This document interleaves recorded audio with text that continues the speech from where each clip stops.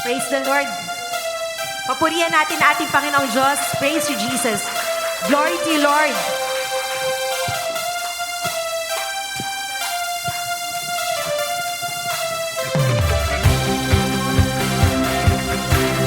Sa iyo lamang, Panginoon, ang papuring pagsamba.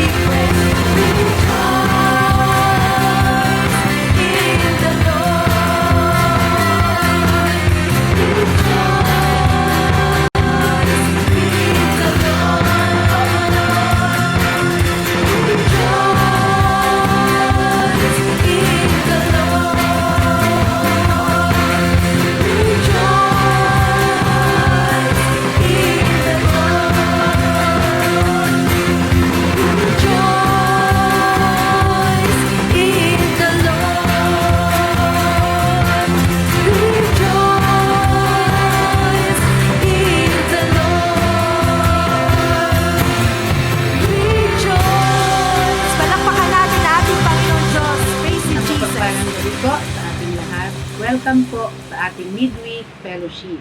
Salamat po sa privilege na tayo ay sama-samang magpupuri at magpapasalamat sa ating Panginoong Jesus.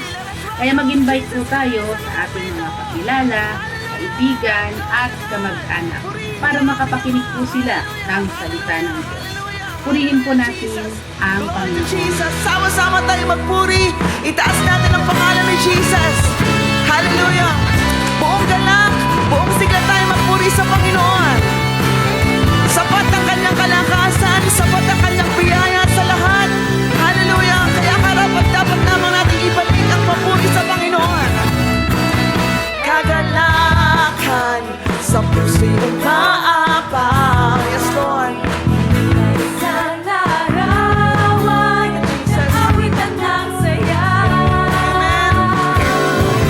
Sa aking buhay pagpipigis ng iyong dugo, Jesus. Mga pagkakasala'y nakakaway ka. Pinagdiriwang namin ang iyong pagliligtas. Kaya ng iyong kahabagan at pag-ibig mong wagas. Pinagdiriwang namin ang tagumpay mo sa krus. Pinagdiriwang namin, oh Jesus. Patuloy tayong magdiwang sa kadakilaan ng Panginoon. Hallelujah, Jesus. Salamat sa kagalakan, Panginoon. Kagalakan sa puso'y umaapaw, hindi maisalarawan. Ng awit at ng saya. Amen. O sa aming buhay, Sa aming buhay, ang dulot ay pag-asa. Sa pagpigis ng iyong dugo, Jesus. mga pagkakasala'y nakakaway ka. Pinagdiriwang namin ang Iyong pagliligtas. kaya ng iyong kahabagan at pag-ibig mong wagas. Jesus. Pinagdiriwang namin ang tagumpay mo Sa krus, pinagdiriwang ka namin, oh Jesus.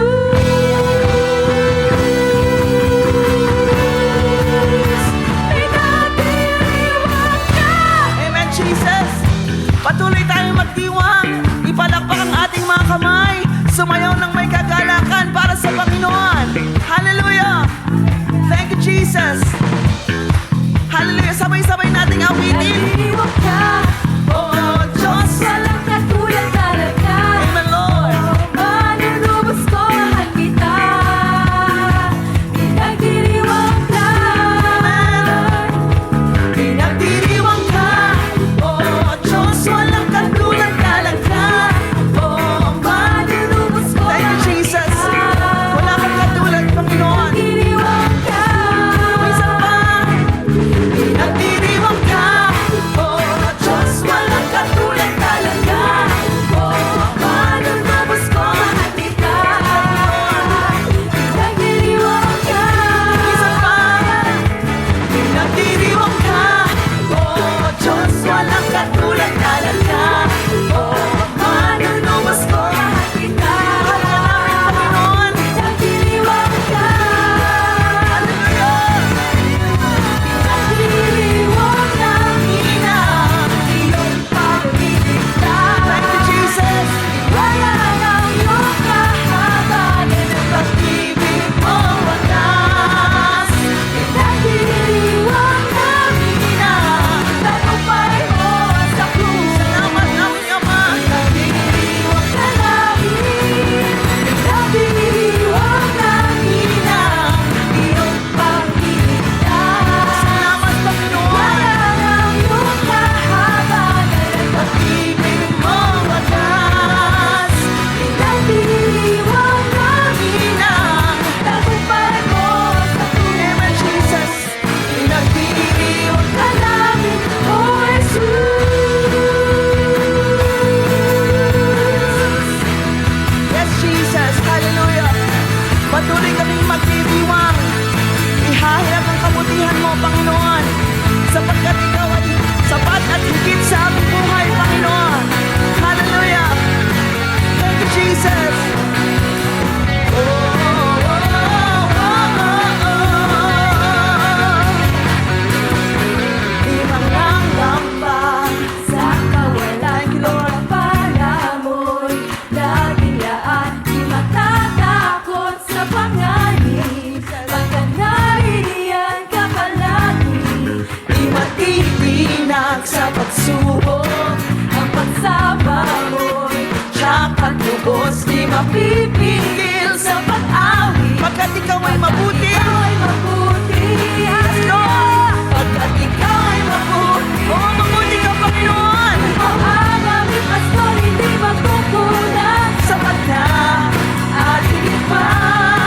Ang biyaya may sagana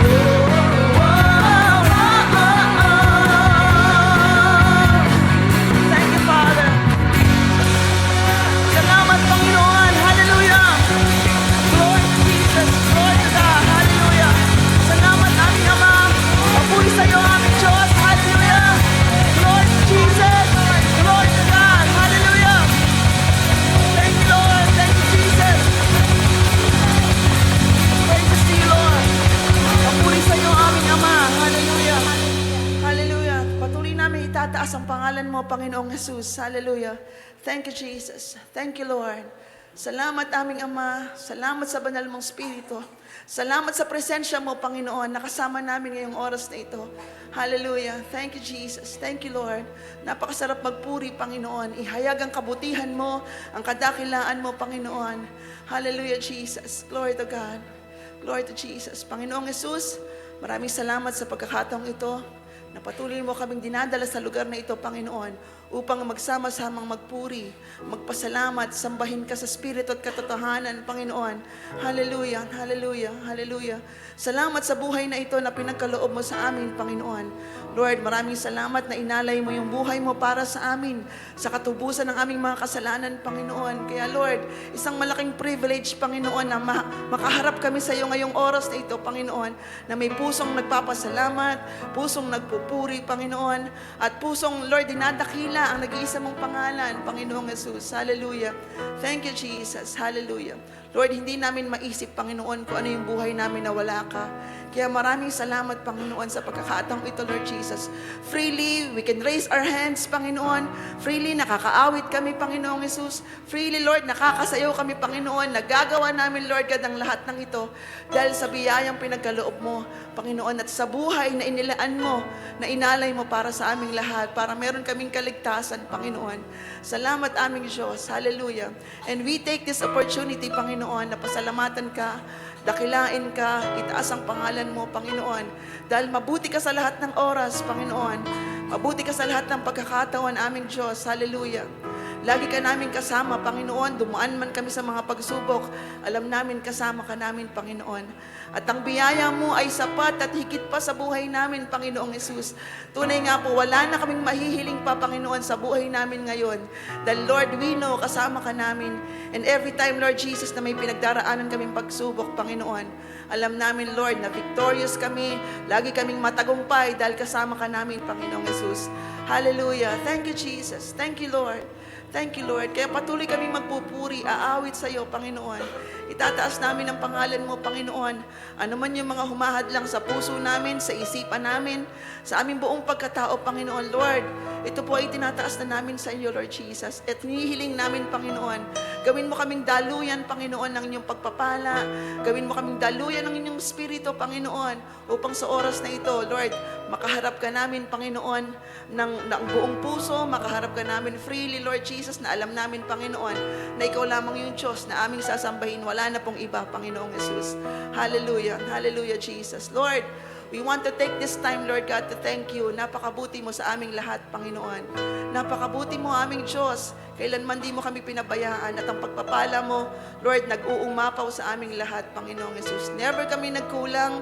Never mo kaming pinabayaan. At lagi mo kaming iniingatan saan man kami pumunta, Panginoong Jesus. At kung minsan, Lord God, dumaraan kami sa mga pagsubok, Lord, nagmaraan kami sa karamdaman, Panginoong Jesus. Lord, isa lamang yung dahilan, Panginoon. Alam namin, Lord God, ito yung manifestation para, Lord, pag-manifest yung kapangyarihan mo sa buhay namin, Panginoong Jesus. Kaya naniniwala kami sa lahat ng mga trials, pagsubok na pinagdadaanan namin, Panginoon. Ito yung opportunity mo, Panginoon, para ipakita na dakila ka, makapangyarihan ka, at kayang-kaya mong gawin ang lahat. Hallelujah. Kaya ito po yung pinagpapasalamat namin sa inyo, Panginoon. At sa panahon ng pagsubok, Lord God, sinasamahan mo kami palagi, Panginoon. At nakikita namin yung katagumpayan, Lord, sa pangalan mo, Panginoong Jesus. Hallelujah.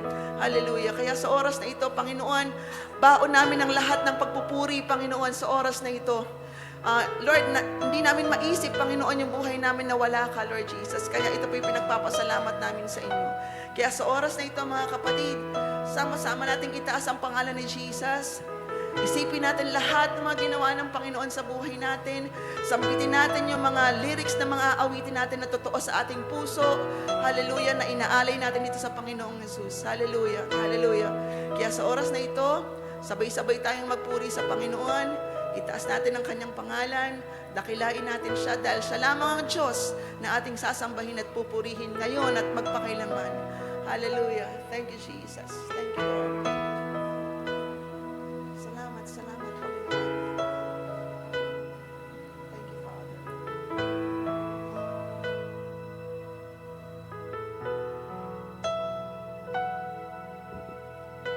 Habang hindi karapat-dapat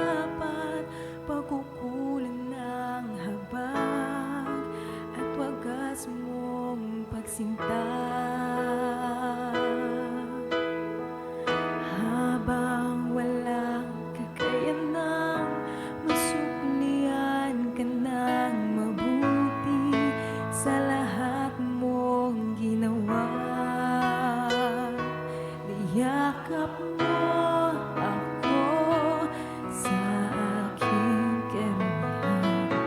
Inibig mo ako nang di kayang tumbasan.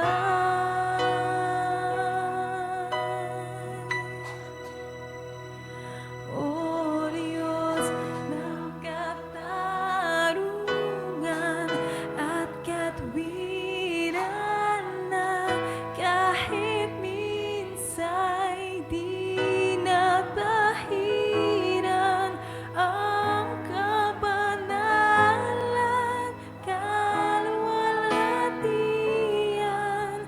Salamat sa sukdulang biyaya mo, O Diyos ng pag-ibig na mas malawak pa kaysa aking mga pagkakasala. Higit pa sa buhay ko, salamat sa sukdulang biyaya mo.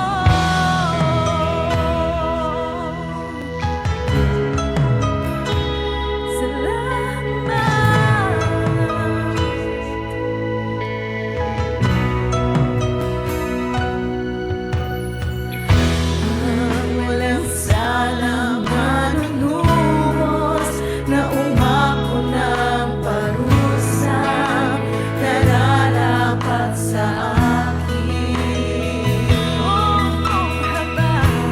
Anong habang sa tulad ko'y ngawan ng iyong katwiran at ako'y sasawahin.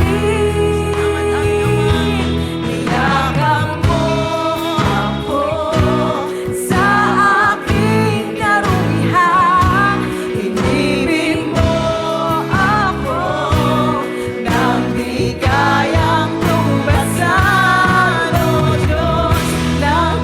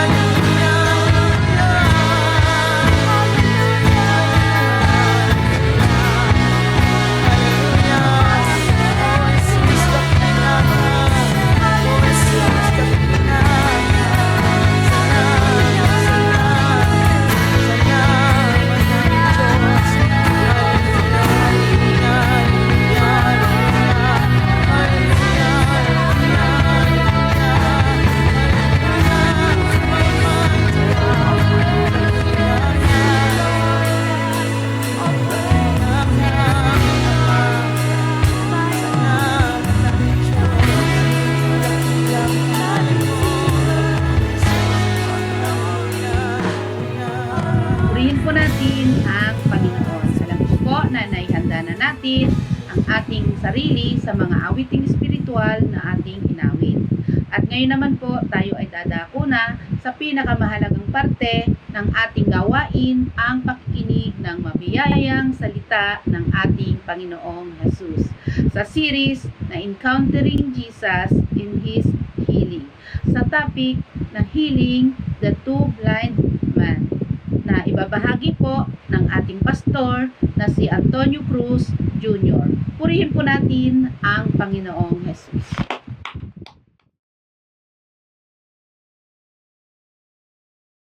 Isang mapagpalang araw po sa ating lahat at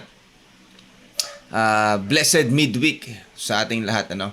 Amen. So sa pagpapatuloy po ng ating gawain, let us pray po. Aming Ama, kami po ay patuloy na nagpupuri sa iyo, sumasamba at nagbibigay ng kaluguran sa iyo at patuloy na nagpapasalamat sa lahat ng biyaya mo, sa pagpapagaling, sa himala, sa pag-iingat at sa pagpo-provide sa mga pangangailangan namin, sa kaligtasan at sa lahat-lahat na pinagkaloob mo sa amin, Panginoong Jesus. Kami po ay lubos na magpapasalamat at nawa sa oras na to, sa midweek fellowship namin na to, bagaman kami ay online, alam namin, Lord, kasama ka namin at nawa sa pamamagitan nito ay nabigyan ka namin ng kaluguran sa aming pagpupuri, sa aming mga tahanan, at patuloy naming hinihiling, Lord, sa oras na ito, sa araw na ito, Lord, na i-prepare mo ang aming puso't isipan na sa pakikinig ng iyong salita, sa mabiyayang salita mo, na alam namin na may mensahe kang ipaparating sa amin lahat. Bagaman may mga verses na familiar na kami, pero Lord, alam namin ang bawat salita mo, ang iyong karunungan at ang iyong mensahe ay laging nakaayon at nakatugma sa pangangailangan namin sa bawat araw. Kaya Lord, hinihiling namin at hinihiling ko, Lord, na buhos mo ang iyong karunungan sa iyong tagapagsalita, na ito ay maipahayag ng may kapangyarihan, ng malinaw at ng may authority, Panginoong Jesus, upang mas maintindihan namin mabuti ang mga mensahe mo, at gayon din ang Holy Spirit. Ang dalangin namin sa bawat tahanan namin ay tulungan kami na mapakinggan at maintindihan mabuti ang nais mong paratingin sa amin. Hallelujah! Maraming salamat, O Diyos, at sa iyo po ang pinakamataas na papuri, pagsambat, kadakilaan. Ito ang aming dalangin sa pangalan ni Jesus. Amen and amen. Praise the Lord. Muli po, palakpakan natin ang Panginoon. Hallelujah! Praise God! Amen. So, tayo po ay nagpapatuloy doon sa ating series na Encountering Jesus and His Healing. Amen. So, alam ko, sa mga nakaraang midweek natin ay overwhelmed o talagang marami ng mensahe ang Diyos sa atin regarding healing, ano? At nawa, ito ay patuloy nating isabuhay, isa pamuhay, ano? At ito ay makatulong sa ating pagkilala at pananampalataya pa sa ating Panginoong Jesus with regards doon sa healing, no? At ngayon, nawa ay patuloy madagdagan, ano? Kasi yun naman talaga ang target natin, ano? Na hindi tayo maging stagnant Christians, hindi tayo maging stagnant believers na maging complacent tayo doon sa kung meron tayo o doon sa merong antas tayo ng pananampalataya, no? Kung level 50 tayo, huwag tayong manatiling 50, no? Sabi nga, huwag tayong manatiling bansot. Okay? Huwag tayong manatili na yung, kasi biblical din yan, no? Merong pananampalataya na mga bata pa na ang kaya lang kainin ay gatas, no? So, nawa, nandun na tayo sa mga, ginogolden natin yung lumago ng lumago yung pananampalataya natin at hindi tayo masiyahan lang sa kung anong merong pananampalataya meron tayo, no? At magagawa natin yan kapag mas lalo tayong lumalalim, mas lalong lumalalim yung pagkilala natin kay Jesus Christ.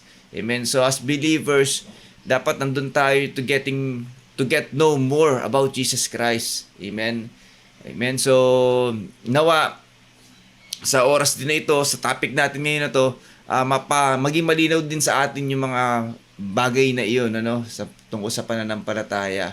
Amen. So, ayan. So, nawa, lagi tayo magkaroon ng eagerness at desire na mas lalong lumalim pa yung pananampalataya natin kasi makakatulong sa atin yan pagdating ng panahon. Amen.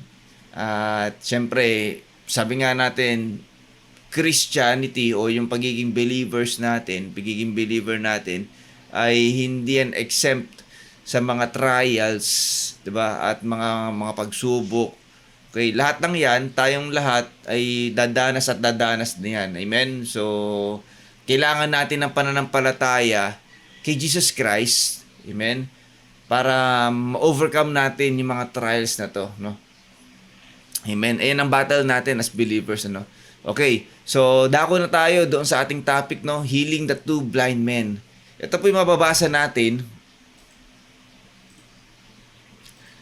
Mababasa natin to sa Mateo chapter 9, verse 27 to 31. Amen. Okay, ang sabi dito, pag alis ni Jesus doon, sinundan siya ng dalawang lalaking bulag. Sumisigaw sila habang nasa daan, "Anak ni David, mahabag po kayo sa amin." Pagpasok ni Jesus sa bahay, lumapit sa kanya ang mga bulag. Tinanong sila ni Jesus, "Naniniwala ba kayo na mapapagaling ko kayo?" "Opo, Panginoon," sagot nila. Hindi po niya ang kanilang mga mata at sinabi, "Mangyari ang ayon sa inyong pananampalataya." At nakakita nga sila. Mahigpit na ipinagbilin sa kanila ni Jesus na huwag sasabihin niyon kanino man. Ngunit nang sila'y makaalis, ipinamalita nila sa buong lupaing iyon ang ginawa sa kanila ni Jesus. Amen? So alam ko, familiar din sa atin yung kwento nito, no?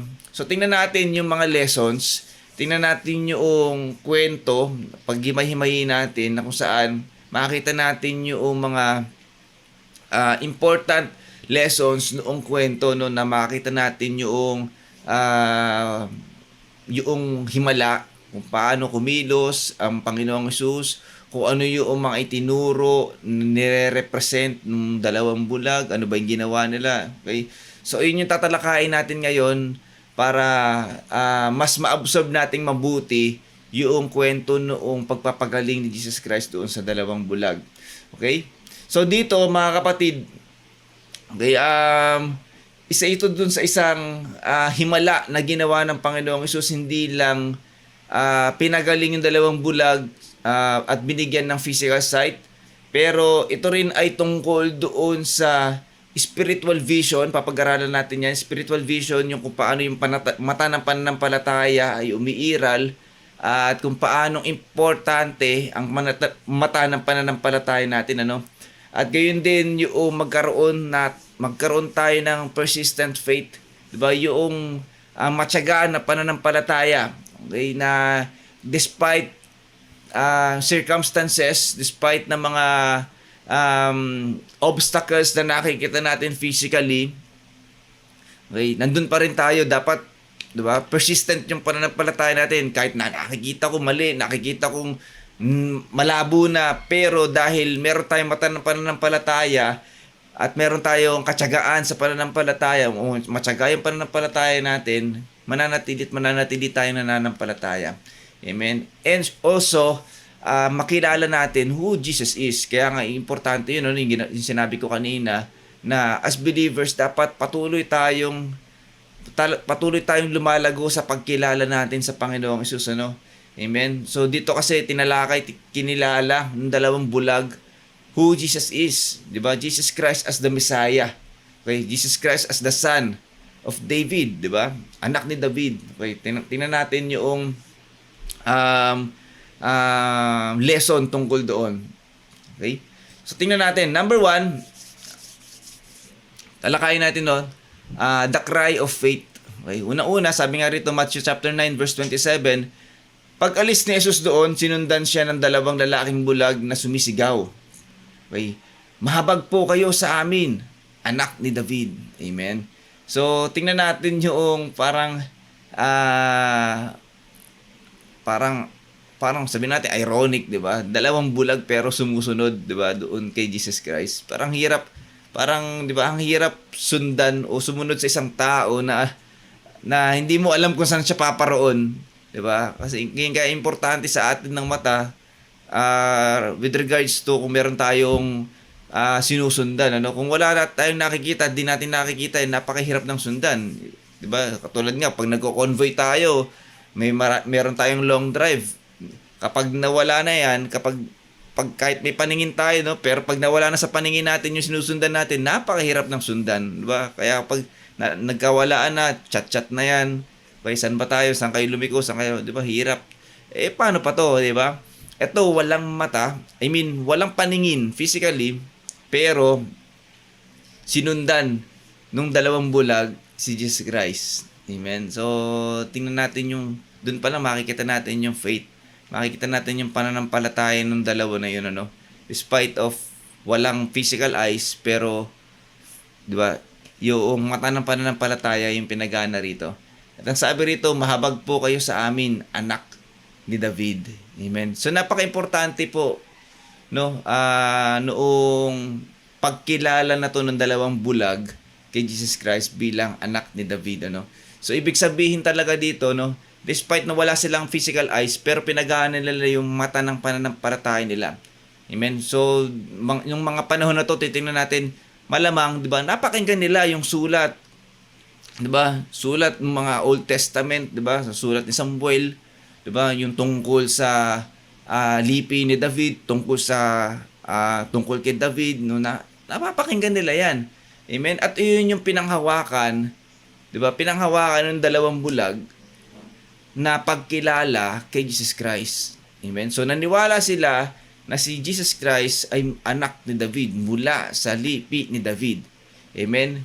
So, malamang, ito rin yung konteksto, di ba? Yung napakinggan nila. Ang sabi nga rito sa ikalawang Samuel, chapter 7, verse 12 to 13, kapag ikaw ay pumanaw na at inilibing sa piling ng iyong mga ninuno, okay, kausap dito, no, si David, ang isa sa sarili mong anak, ang gagawin kong kahalili mo bilang hari at patatatagin ko ang kanyang kaharian.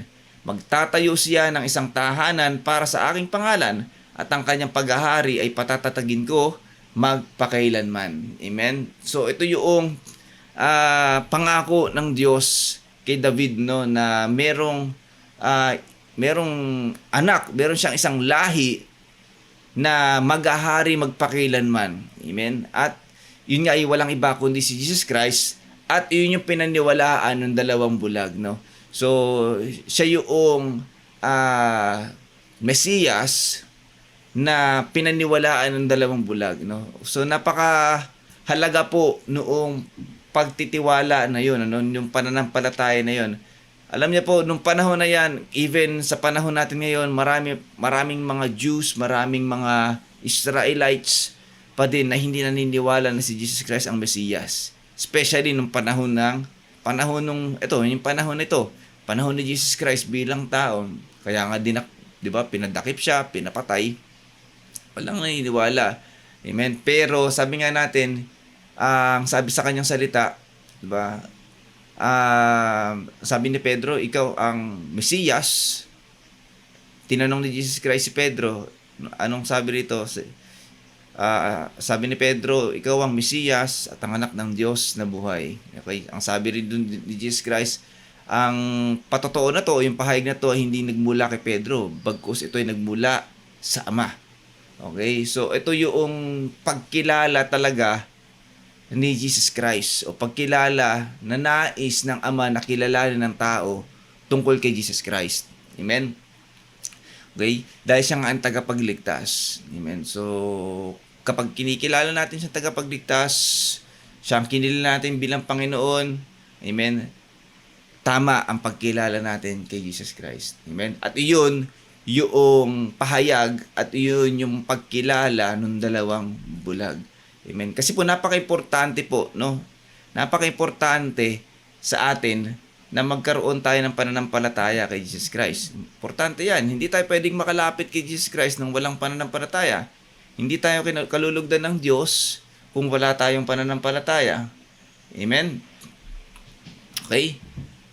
Amen. So kaya nga mga kapatid, kung babasahin din natin tong Isaiah chapter 35:5, kung magkagayon, madidilat ang mga mata ng bulag at makakarinig ang mga bingi. Okay? So, dito pinakikita naman, kung babasahin natin itong buong Isaiah, tungkol ito doon sa mga tinubos ni Jesus Christ, no? So, hindi lang ito tungkol sa physical eyes o sa physical ears, diba, para makarinig at makakita.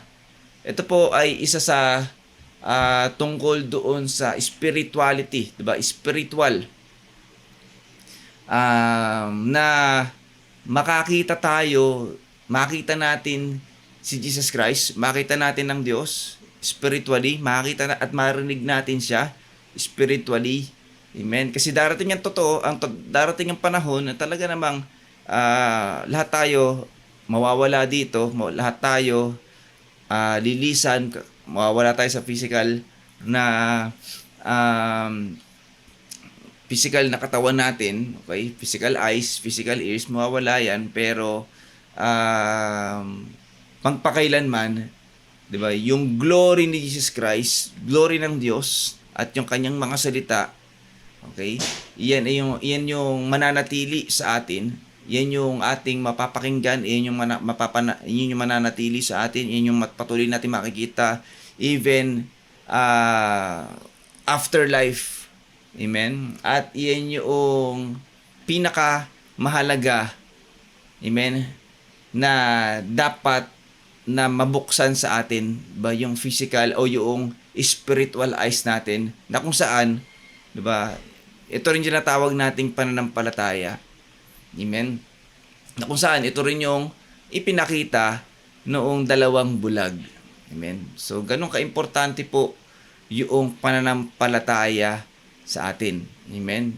At hindi pinakita ng dalawang bulag, ganun kaimportante yung pananampalataya. Kasi without faith, hindi nila susundan si Jesus Christ. At hindi sila sisigaw doon na, 'di ba? Mahabag kayo sa akin, mahabag kayo sa amin, 'di ba? Anak ni David.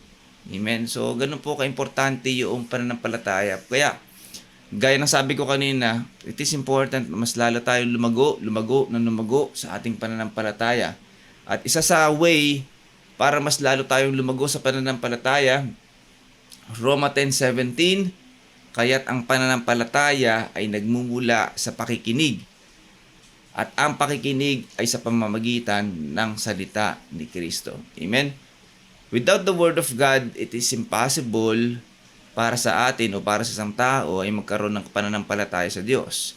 Kaya hindi po totoo na yung sinasabi ng ilan, okay na, kilala ko na ang Diyos. Hindi ko na kailangan ang Bible. Hindi ko na kailangan ang salita ng Diyos. Okay na ako na may tama akong pagkilala sa Diyos. Alam kong nandyan lang siya. Alam ko siya'y nasa langit. Okay, alam niyo po, hindi po totoo yung mga ganun, kalokohan po yun. Okay, o parang sinasabi na lang din natin na to justify na wag tayong wag dumalo sa mga ganyan, sa Bible study, sa prayer meeting, 'di ba? Para lang to justify, kasi kung may tunay na pagkilala ang isang tao sa Diyos, amen, hahanapin niya yan sa pamamagitan ng salita ng Diyos. Amen. Hindi po magkakaroon ng tamang pagkilala ang isang tao without hearing His Word. Amen? Nakuha niyo po ako? Hindi po makakakilala ang isang tao o magkakaroon ng malalim o tamang pagkilala sa Diyos without hearing His Word. Kaya nga sabi sa John 1:1, sa pasimula pa'y naroon ng salita, kasama ng Diyos ang salita, at ang salita ay Diyos. Without the Word, hindi natin ma-encounter ang Diyos. Amen? Kaya nga, tayo as believers, isa sa dapat din natin ginagawa is to listen, to hear His Word. Isa pamuhay palagi ang salita niya. Amen? At sa pamamagitan nun, mas lalo tayong lalalim sa pananampalataya. Amen? At mas lalo tayong magkakaroon ang tamang pagkilala sa Diyos. Mas malalim na pagkilala sa Diyos. Amen? Hindi na lang Jesus, anak ni David, hindi. Amen? Sa panahon natin ngayon, siya ang Panginoon, tagapagligtas, anak ng Diyos na buhay. Amen. Yan po yung mga pagkilala na dapat nating maunawaan at itanggapin at panghawakan tungkol kay Jesus Christ. And despite, at bukod doon, sa mga pagkilala na yon, marami pa rin si Jesus Christ. Jesus the healer, Jesus the provider, Jesus the savior, Jesus the answer. Amen? So, napakarami pa. Jesus is our firm foundation. Amen? So, napakarami pa. Kaya nga, kung ano man yung mga pagsubok, ano man yung mga trials natin, talagang tiyak. Merong, di ba? Merong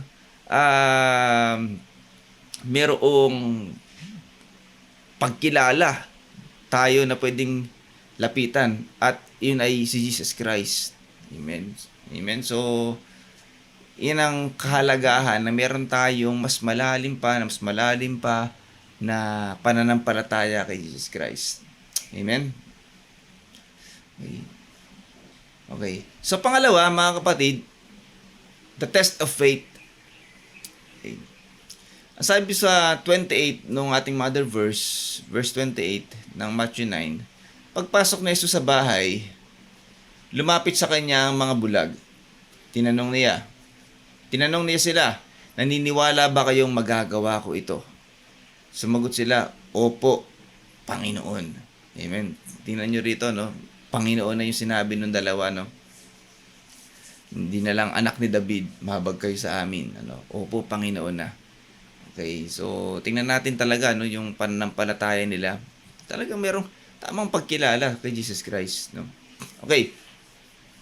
So dito mga kapatid, hindi agad pinagaling ni Jesus Christ yung dalawa. 'Di ba? Naghintay muna at tinanong pa, 'di ba? Naniniwala ba kayong magagawa ko ito? Okay. So mga kapatid, kasi nga napaka-importante, 'di ba, nung faith pagdating sa mga himala na gagawin ng Diyos. Okay, without faith kasi nga hindi mangyayari. Okay? So, parang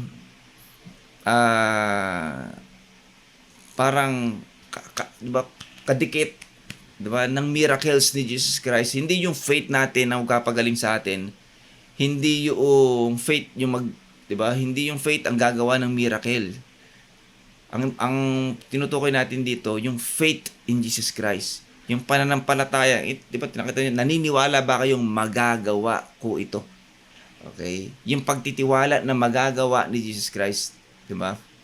Yun yung naging susi para ma-receive yung kagalingan, ma-receive yung himala, diba? Na kailangan natin. Amen. So, yun yung importante. Okay? So, kadalasan, tayo bilang Kristiyano at katulad na nangyari dito, tinest muna, di ba, ni Jesus Christ yung dalawa, no? Tinanong muna, nag-delay muna, hindi muna agad pinagaling, no? For anong reason? Kung bibigyan natin ng reflection na to, hindi naman dahil para i-deny tayo ng Diyos, o para baliwalain tayo ng Diyos. Okay? Kung minsan nagkakaroon ng mga delay, okay? Gusto ng Diyos na ma-develop tayo, 'di ba? Mag-grow pa tayo, no? Kung minsan kasi despite na naniniwala tayo pero may mga pagkakataon sa buhay natin na parang nagkakaroon tayo ng doubt, 'di ba? Pag mabigat na lalo yung suliranin, pag mabigat na yung pagsubok, parang kung minsan nagkakaroon na ng hati ang Diyos. Di ba? Parang gano'n, no? Parang yung pananampalataya natin nababawasan at kung minsan lumalapit tayo at sabihin natin mas nagtitiwala tayo dun sa kayang gawin ng tao, kayang gawin ng mundo, okay? Kesa dun sa kayang gawin ng Diyos, no? Kasi yun yung isa sa mga sitwasyon o nangyayari ngayon, no? Kaya nga mas maganda pa nga siguro sitwasyon ng mga bulag, no? Kasi nga yung mga bulag, wala silang ibang nakikita eh. Wala silang ibang option, di ba? Parang meron pang ibang ganito, meron pang bulag, pwede pa magpagamot dito, pwede pa akong gumawa ng ganito, pwede ako uminom ng ganito. Nakita ko si ganyan. Marami pang option eh. Unlike sa atin, 'Di ba? Parang mas mahirap no? Kasi nga napanood ko sa Reels ganito dapat yung gawin.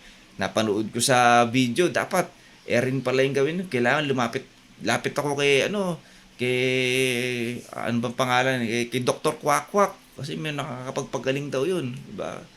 Kasi mas marami tayong nakikita, mas napoprone tayo na 'di ba mahati o 'di ba o sabi natin maitsapuwera natin, 'di ba? Kumbaga mabaling yung paningin natin mula kay Jesus Christ 'di ba? So mas difficult pa yung sitwasyon natin ngayon. Okay, pero ngayon pa man mga kapatid, pinapaalala sa atin ngayon naniniwala ba kayong magagawa ko ito? 'Di ba? Tinatanong sa atin ng Lord, naniniwala ba kayo So as believer, hindi po masama mga kapatid ang ospital, hindi masama ang mga doktor, hindi masama yan. Okay? Ang sinasabi natin dito, ano man yung pamamaraan na gagawin ng Diyos, dapat nagtitiwala tayo na ito'y magagawa niya. Diba? Magagawa niya yan. Pwedeng instant healing, pwede ring by process, pwede ring by medical procedures, diba? Medical methods. Okay? Dadaling ka sa mga tao, mga doktor, sa mga lugar na magko-confirm na ikaw ay pinagaling na. Amen? So, yan yung mga pinapadala niya. Ang mahalaga lang mga kapatid, ano man yung pamamaraan, ano man yung pinagagawa, huwag tayong mawalan ng pagtitiwala sa Diyos na ito ay magagawa niya. Amen? Napasagot natin lagi, opo Panginoon. Lord, maniniwala ka ba na mapapagaling kita? Maayos ko yung problema mo. Mag-aayos ko yung future mo. Yes, Lord. Naniniwala ako. Amen? Amen? So, sa pamamaraan niya, pag sinabi nagtitiwala tayo, magtitiwala tayo sa pamamaraan niya, magtitiwala tayo sa kakayanan niya, sa lakas niya, sa karunungan ng Diyos. Amen? At sa plano niya. Amen? Kaya nga, kumisan, nadidelay for us to realize those things. Diba? Para ma-develop tayo. Kumisan kasi yun nga, sabi ko nga kanina, minsan nababaling tayo sa karunungan ng mundo sa siyensya ng mundo, sa ano pa man, ng mundo, no? Okay, so, kaya kailangan, check din natin lagi yung pananampalataya natin. Amen? Kaya nga sabi dito, Hebreo 11:6, kung how important faith is. Hindi maaring kalugdan ng Diyos ang sinuman kung wala siyang pananampalataya sapagkat ang lumalapit sa Diyos ay dapat maniwalang may Diyos at siya'y nagbibigay gantimpala sa mga naghahanap sa Kanya. Amen? Okay? So, faith, ito ay dapat personal and persistent. Okay? So, talagang kung paanong pinalalakas natin yung ating katawan, ganun din dapat, pinalalakas din natin. Kung napapansin natin na yung faith natin ay parang sa simpleng pagsubok ay nasi-shake tayo, dapat ginagawa natin ng paraan yan, ini-strengthen natin. Diba? Binibigyan natin, ina-address natin yan. At kung pinababayaan lang natin na ganyan yan, mga kapatid, we have a problem. Diba? May problema tayo tungkol dyan. So as believers, sabi ko nga kanina, hindi dapat tayo complacent sa kung anong meron tayo. Hindi tayo complacent na okay na ako sa pananampalataya na si Jesus Christ tagapagligtas, 'di ba? Siya yung it is by grace, okay na ako dan, ligtas na ako. Mga kapatid, hindi. Okay? Oo, ligtas tayo pero mga kapatid, hindi natin alam kung hanggang kailan tayo. 'Di ba? Pwedeng ang plano sa atin ng Diyos ay tumagal pa tayo ng 50 years. Mananatili ba tayo for 50 years dito na ganun lang ang faith natin? Napaka-stagnant, tapos hindi man lang tayo magamit ng Diyos to diba, to yung para ipalaganap yung kanyang kaharian. Amen. So hindi naman siguro parang ang pangit, diba? So tayo nga hindi lang tayo saved, tayo po ay mga asin at ilaw, tayo ay mga soldiers of Jesus Christ dito sa mundong ito, diba? To share the gospel. Amen? So, kung stagnant lang yung faith natin, mga kapatid, baka hindi tayo magamit ng Lord sa kanyang kalwalhatian. Amen? So, sa atin, dapat tayo pinalalago nating mabuti ang ating pananampalataya. Amen? Para, kung dumating yung pagsubok, diba? Kung di makagalingan yan, alam natin, magtitiwala tayo na kayang pagalingin, kayang sagutin, kayang ayusin ng Diyos. Diba? Yung ano man yung pagsubok na kakaharapin natin. Amen? Kung mayroong kang problema sa relasyon, tatanungin tayo ng Lord, naniniwala ka ba na kaya kong ayusin yan? Amen? Masasagot ba natin, oo, Lord, kaya mo. Naniniwala ako. Tatanungin tayo ng Lord, naniniwala ka ba na kaya kong ayusin? Diba yung puso mo? Masasagot ba natin? Yes, Lord, naniniwala ako. Okay, kung sa maraming pagkakataon, lagi kang broken-hearted, diba? Masasagot ba kaya natin na, oh Lord, mapapagaling pa ako, o masasabi mo na, hindi na, ganito na siguro ang kapalaran ko, laging broken-hearted, diba? Laging sawi sa pag-ibig, diba? Laging sawi sa relasyon. Okay? O baka yun na yung pumasok sa isipan natin, ano? Amen? So, kung kilala natin si Jesus Christ na kaya niyang i-heal ang broken hearts, diba? Kaya niyang i-heal ang broken relationships, kaya niyang i-heal yung broken futures natin, diba? Kung naniniwala tayo at kilala natin si Jesus Christ na ganun siya, diba? Diba? Alam natin, kaya natin sagutin, yes Lord, naniniwala ko, kaya mo. Amen? Amen po. Amen. So, marami pa darating mga kapatid. So, kaya in-encourage tayo ngayon at pinapaalalahanan tayo to develop our faith in Jesus Christ more. Amen? Okay.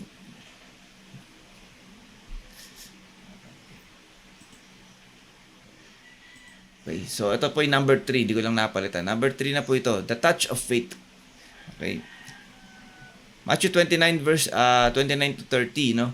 Hinipo ni Jesus ang kanilang mga mata at sinabi, mangyari sa inyo ang ayon sa inyong pananampalataya. At nakakita sila, mahigpit silang pinagbilinan ni Jesus, huwag ninyong ipaalam kanino man ang bagay na ito. Amen? Alam niyo mga kapatid,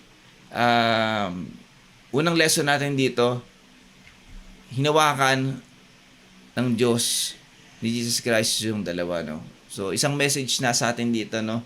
Ang Panginoong Jesus, ang Diyos ay hindi po distant. Okay? He is compassionate.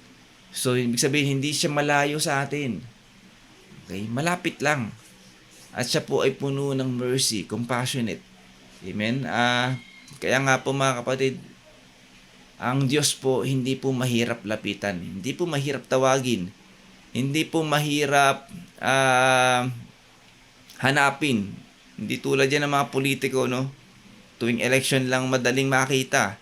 Pero kapag nakaupo na yan, wala na, snub na tayo dyan.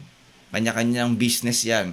Pero ang Diyos po mga kapatid, hindi po, no? Araw-araw, minuto, laging kumakatok sa harapan natin yan. Sa harap ng ating puso. Amen? Naghihintay lang din yan na lumapit tayo. Amen? So, sa atin mga kapatid, kailangan lang nating lumapit sa Kanya. Okay? Masabi nga, mga awit 34:18, ang Panginoon ay malapit sa mga nasisiraan ng loob. Inililigtas niya ang mga may bagbag na damdamin. Amen. Especially daw sa mga siraang kalooban, mga nanghihina, hindi lang physically, nanghihina, emotionally down, di ba? Yung tipong talagang mentally and emotionally distressed na, emotionally and mentally, di ba, exhausted. Amen. So, mga kapatid, ang Diyos po pwede nating lapitan. At ang Diyos po ay malapit sa atin. Amen. Ililigtas din niya yung mga bagbag na damdamin. Okay, so pinakikita lang dito mga kapatid, no? Hindi siya malayo. Okay? At talagang siya po ay may compassion sa mga taong nahihirapan, sa mga taong may dinadalang mabibigat, sa mga taong may mga karamdaman, sa mga taong broken-hearted, diba? Mga mentally down, emotionally down, lahat ng yan mga kapatid, ano? Ang Diyos po ay malapit sa atin. Matthew 14:14, pagbaba ni Jesus, ito rin isang example, ano? Pagbaba ni Jesus sa bangka, nakita niya ang napakaraming tao. Ano nangyari? Nahabag siya sa kanila at pinagaling ang mga may sakit. Amen? Kaya ito titingnan natin, ang Diyos po, wag natin siyang tingnan na parang pag nagkaroon tayo ng problema, nagkaroon tayo ng pagsubok, nagkaroon tayo ng karamdaman, diba? Lagi natin isipin agad natin, ay parusa sa akin to, galit sa akin ng Diyos. Hindi po mga kapatid. Hindi po. Okay? Sometimes pinahintulutan niya ng Diyos, di ba? Para tayo po ay lumapit sa Kanya. Di ba? Parang sabihin, tinatawag tayo, uy, masyado kang busy sa sanlibutan, masyado kang busy sa trabaho mo, masyado kang busy sa cellphone mo, masyado kang busy sa hanap buhay, sa gawaing bahay, di ba? Teka lang, nakakalimutan mo nang lumapit sa akin, nakakalimutan mo na mag-pray, nakakalimutan mo na magbasa ng Biblia, nakakalimutan mo na akong pakinggan. Amen? Okay? Kaya kung minsan, pinahintulutan ng ang Diyos yan. Pero hindi kailanman, dahil nagkaroon tayo ng pagsubok, karamdaman, igalit sa atin, at didistansya na ang Diyos sa atin. Hindi po.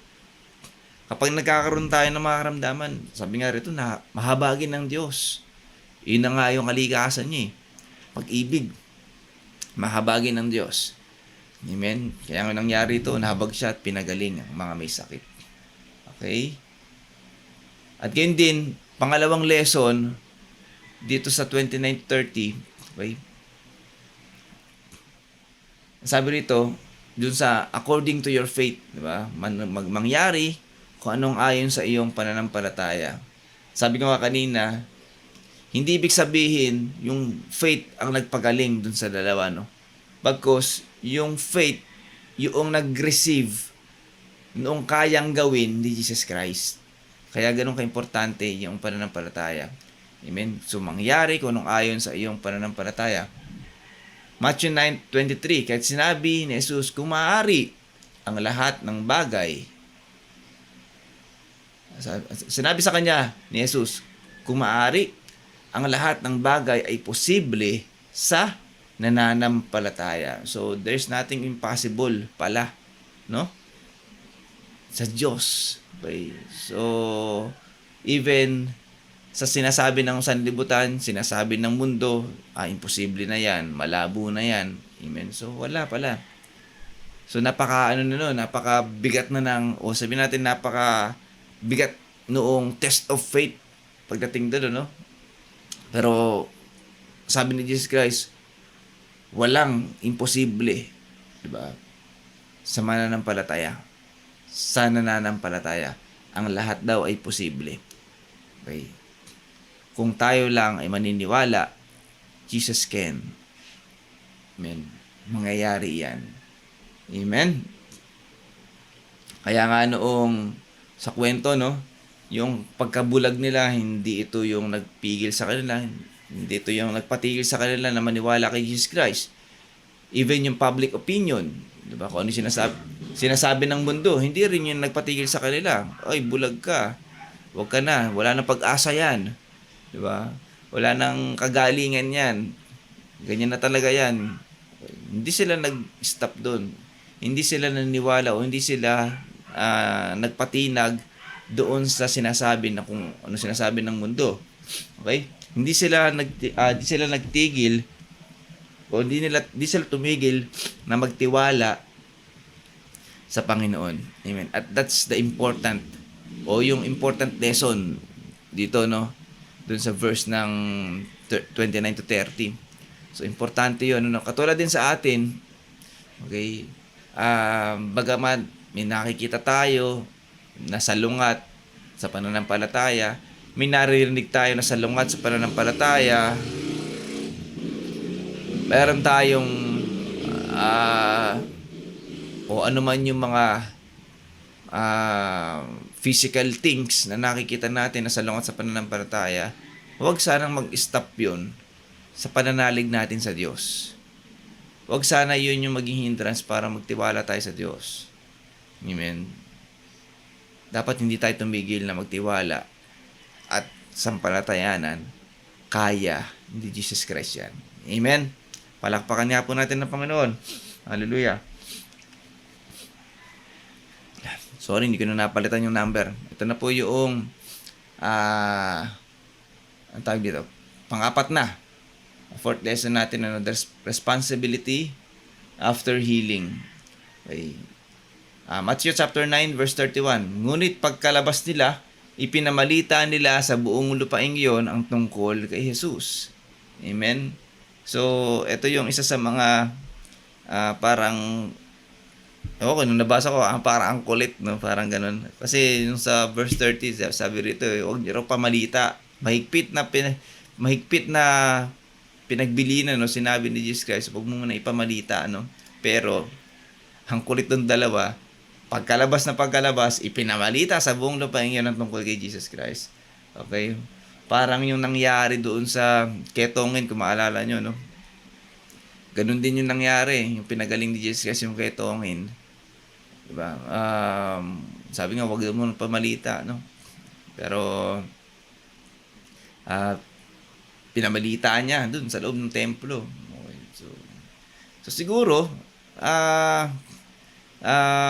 isa sa dahilan ni Jesus Christ kung bakit ayaw mo na ipamalita, kasi nga, hindi naman talaga yung miracle ang purpose ni Jesus Christ kung bakit siya naparito sa lupa noon, di ba? Naparito si Jesus Christ para dun sa krus, di ba? Para sa cross, para sa salvation. Okay? So, yun yung dahilan. So, ibig sabihin, hindi pa rin kasi fulfilled. Parang nangyari din doon sa Matthew 16, yung kay Pedro nga. Diba? Yung tinanong ni Jesus Christ si Peter kung sino siya. At nung pagkasabi na yung bandang dulo, sinabi ito, huwag niyo munang sabihin kahit kanina man, ano, hindi pa nagaganap. So, kasi yung mga part na to, hindi pa nagaganap. Diba? Yung mission niya. Amen? Gayun pa man, siguro dahil overflowing yung joy na naranasan ng dalawang bulag. Kasi, diba, baka since birth, bulag na to, no? So, for the first time, they see colors, they see trees, they see the sky. Diba? Nakita nila, ang gwapo pala nila sa personal. Okay, siguro nag-overwhelm talaga yung joy at hindi na napigilan yung kagalakan ng himala na ginawa sa kanila ng Diyos. Amen. Ngayon pa man, walang masama. 'Di ba? Lalo sa panahon natin ngayon, walang masama. Mas dapat pa nga nating ipahayag yung kahangang-hangang ginawa ng Diyos sa atin. Amen. So dapat inilalabas natin 'yan. Kung pinagaling ka, the joy na na-receive mo din, yung peace, ihalabas mo yan. Amen? Ipahayag natin yan sa Panginoon. Ipahayag natin sa maraming tao kung gaano kabuti, gaano kalakas, gaano ka pinagaling ng Diyos, gaano inayos ng Diyos ang buhay mo, gaano inayos ng Diyos ang puso mo, gaano inayos ng Diyos ang future mo. Amen? So, iyan ang mahalaga, no? Na dapat na meron din tayo. Hindi pwede yung, di ba, parang ang pangit naman, ano, pinagaling tayo pero kibit balikat tayo. Diba? Baka lumabas sa puwet yan, yung overwhelm natin, no? Mabaho pa. Okay? Labas natin yan through, unang-una, diba? Our lifestyle. Diba? Kapag pinagaling ka, gumawa himala ang Diyos sa'yo, diba? Ipahayag mo yung kabutihan niya, unang-una, through your lifestyle. Amen? Baguhin mo yung lifestyle mo na. Amen? Kung dati takot ka na makilala bilang Kristiyano, wag na ngayon. Diba? Matatakot ka pa ba? Ano pa mawawala sa'yo? Kapag kinilala ka ng sanlibutan na Kristiyano ka, ano ba mawawala sa'yo? Nung pinagaling ka nga eh. Diba? Inayos nga ng Lord ang buhay mo eh. Ano pa ba? Diba? Ano pa ba yung pwedeng ipagpalit mo sa buhay na meron ka kay Jesus Christ sa buhay na meron ka naman sa sanlibutan? Diba? Wala. Amen? Ipahayag mo sa lifestyle mo, ipahayag mo sa pamamagitan ng lifestyle mo na ikaw ay binago ni Jesus Christ. Amen? Amen? At yung testimony natin, pangalawa, ipahayag mo, spread mo yung testimony mo sa madla. Amen? Lagi yung narinig. Palista na kayo sa Sister Ochi every Sunday. Amen? Naka-live tayo pag afternoon. At least, diba, nasa online world yung patotoo natin. Amen? Pahayag natin, testimony.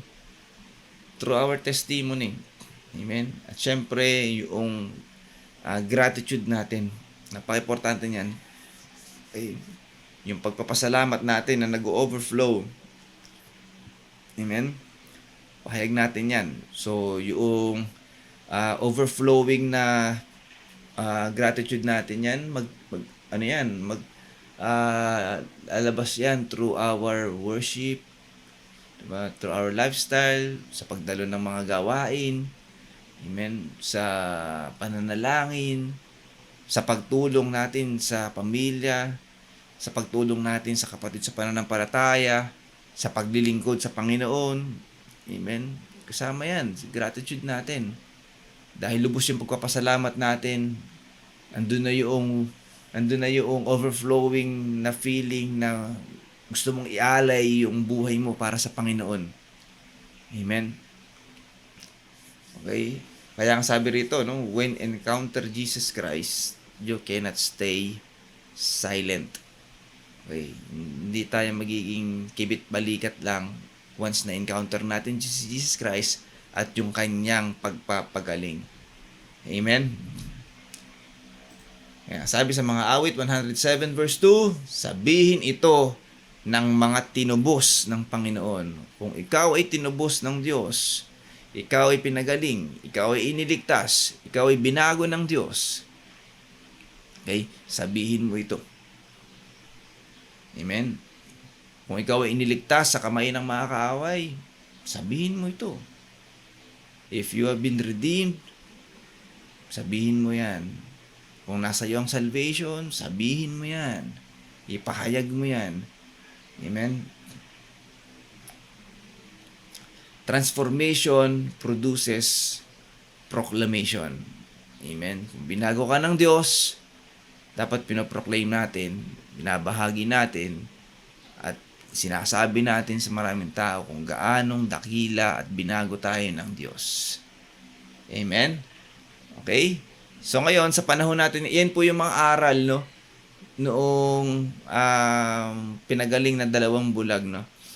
So, ano po yung mga iba pang lessons sa panahon natin ngayon? We all have blindness. Sa panahon natin ngayon, sabi nga, talaga namang bulag ang maraming tao. 2 Corinto chapter 4 verse 4, binulag ng Diyos ng sanlibutan ito, hindi po ang Diyos ang Diyos ng sanlibutan ito. Binulag ng Diyos ng sanlibutan ito ang isipan ng hindi sumasampalataya upang hindi nila makita ang liwanag ng mabuting balita tungkol sa kaluwalhatian ni Kristo na siyang larawan ng Diyos. Amen. So, iyan po yung sitwasyon ng mundo ngayon. Okay? Dahil nga po, ayaw ng diablo na makakilala maraming tao kay Jesus Christ. Okay? Binulag ng diablo ang paningin ng maraming tao. Amen. Kaya sa panahon natin ngayon, kung mapapansin natin, napakagulo na, not just in our government, hindi lang, 'di ba? Hindi lang doon, bagkus even doon sa spirituality, morality, 'di ba? Napakagulo na. Even yung mga mali nagiging tama na dahil marami nang gumagawa. Amen. At yung pagiging Kristiyano, mas lalo pang mas lalo pang dumudungis. Amen. Dahil sa mga maling patotoo at maling, di ba, maling pagpo-proclaim na sila ay Christian pero hindi naman nakikita sa gawa. Kaya ang nangyayari, di ba, sirang-sira ang Christianity ngayon. Amen. So, dahil sira ang Christianity ngayon, ang isipin ng tao, pare-pareho lang naman tayo. Hindi natin kailangan ng Diyos. Diba? Kaya yung mali, gawin na natin tama. Diba? So, tingnan natin ang nakakalungkot na part ngayon, ano? Kaya it is napaka-challenging sa mga true believers na mag-share ng gospel. Kaya nga mga kapatid, ang payo sa atin, kaya sabi ko kanina, no? Isa sa dapat natin gawin, isa sa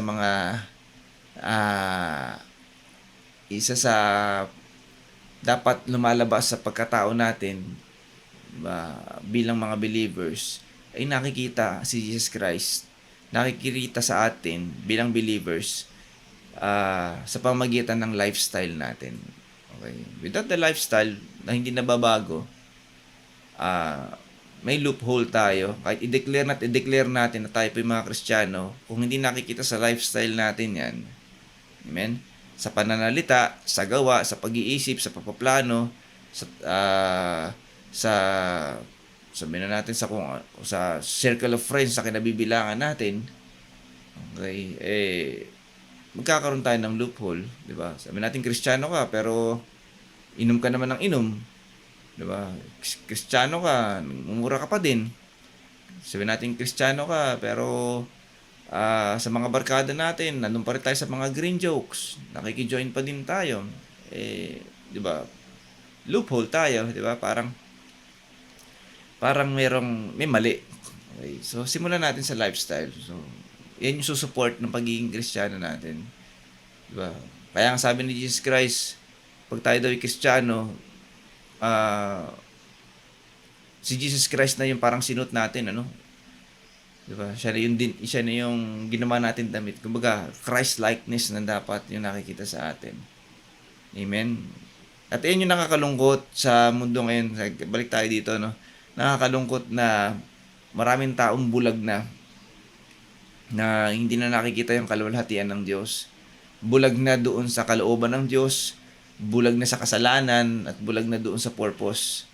Amen. Totoo naman, tayo nilikha ng Diyos. Lahat tayo, nilikha tayo ng Diyos to glorify God. Pero, dahil naging nabulag na, maraming tao, may kanya-kanyang purpose sa buhay. Amen. Pero ng kanya-kanya. Amen. Okay? At yan yung nakakalungkot na part. Okay. Pero ganyan pa man, mga kapatid, amen. Sabi dito, Jesus still heals. Kung paanong binigyan ng paningin ng Diyos yung dalawang bulag, physically and spiritually, maging sa panahon natin ngayon, kaya pa din ng Diyos na magbigay ng paningin. Hebrew 13:8, si Jesus Christ o si Yesu Cristo ay siya rin kahapon, ngayon at magpakailanman. Amen. Kung kaya ni Jesus Christ na magbigay ng paningin noon, kaya pa rin niyang magbigay ng paningin ngayon. Kaya niyang pagalingin ang katawan natin physically. Kaya niyang pagalingin yung ating isipan kung tayo po ay, diba, mentally drained na. Even yung relationships natin, kaya rin niyang pagalingin yan. Yung ating kaluluwa, diba, yung ating emotions, kaya rin niyang pagalingin yan. At syempre, the greatest healing na kaya niya ibigay sa atin is yung salvation. Amen? Kaya pa rin niya tayong bigyan ng salvation. Kasi yan po talaga ang malaking karamdaman ng mundong ito. Na lahat ay patungo sa kamatayan. Lahat ay patungo sa walang hanggang, diba, kamatayan. Amen? And without the salvation of God, salvation of Jesus Christ, nakakalungkot. Wala nang turning back once na nandun na tayo. Amen. Kaya nga, salamat sa Lord dahil, diba, nandyan pa rin yung pagpapagaling niya, nandyan pa rin yung pagbibigay niya ng kaligtasan sa atin, sa sino mang manampalataya sa Kanya. Amen. John 9:39, sinabi ni Jesus, ako'y naparito sa sanlibutan ito upang humatol, upang ang mga hindi nakakakita ay makakita, at ang nakakakita ay mabulag. Amen? So, yun yung, kung babalikan natin yung sinabi ni Pablo sa 2 Korinto, ito yun eh. Diba? Yung mga bulag na hindi na nakikita yung kaluwalhatian ng Diyos, yung mabuting balita. Amen. Pero nandyan pa rin si Jesus Christ. Hanggat hindi pa natatapos, di ba? Hanggat hindi pa bumabalik si Jesus Christ, there's still a chance. There's still a hope na ang bawat tao dito sa mundong ito ay magkaroon ng paningin. Not just physically, but spiritual eyes. Di ba? Spiritual sight ang makita natin. Amen. Kung tayo lang po ay mananampalataya kay Jesus Christ, makikita natin yung ating purpose. Makikita natin yung God's will. Makikita natin kung ano yung kasalanan na napakadumi pala natin. Diba? Makikita natin na talagang tayo pala ay napakalayo sa Diyos. Amen. And therefore, makikita natin na kailangan lang natin ay si Jesus Christ. Amen? Okay? So, nandiyan pa rin si Jesus Christ. Ano po ang dapat natin gawin? Cry out for mercy, tulad ng ginawa ng dalawang blind men. Sabi po sa Panagoy 3:22-23, pag-ibig mo, Yahweh, ay hindi nagmamaliw. Kahabagan mo'y walang kapantay. Ito'y laging sariwa bawat umaga. Katapatan mo'y napakadakila. Diba? Ang kanta to eh, diba? The steadfast love of the Lord never ceases. His mercies never comes to an end, for they are new every morning. New every morning. Great is thy faithfulness. Amen. So, napakahabi tayo dun ah. Okay? So, cry out for mercy. Amen. At ang Panginoong Hesus po, hindi po nababawasan o nakukulangan ng habag para sa atin. Amen. Lagi po yung bago sa bawat umaga. Amen.